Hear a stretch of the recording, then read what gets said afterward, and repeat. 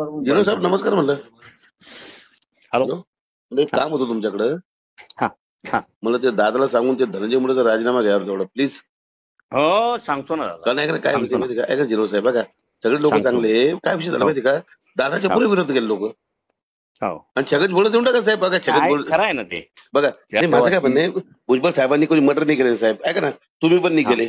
मग बघा पडळकरला द्या, कोणाला पण द्या ना, वंजार द्या, धनगर द्या, आपला प्रॉब्लेम नाही. पण हे ना धनंजय मुंडेची लय दहशत साहेब. तुमच्या विरोध आहे का, मी कधी सांगा बरं जिरो साहेब. हा? तुमच्या कधीच विरोधात नाही. माझं काय म्हणणं आहे, आजी दादा घाबरत असतं तर आजी दादा घाबरायची काही जरूरत नाही कोणाला पण. हो हो हो. पण आजी दादा आहे ना हाताने समाज विरोध करताय बरं का. आजी दादा ना समाज पुरा विरोध आहे आजी दादाच्या. आता काही उद्या सांगते ते भाजप ना आजी दादाला हाकलून देते सत्तेमधून.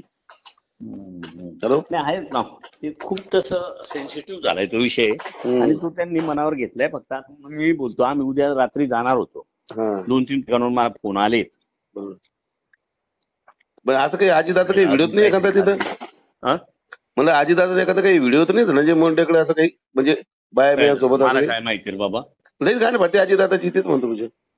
नाही एवढं खाली जाऊन मी काही चौकशी केली नाही त्यांचं सांगतो मी कसं माहिती का, मला माहित आहे काय म्हणले जे होतंय किंवा जे चाललंय ते बरोबर नाही. बरं. हा एवढं मला माहित आहे. तेच म्हणणं. आणि माझं काय म्हणणं ते अमोल मिटकरले पण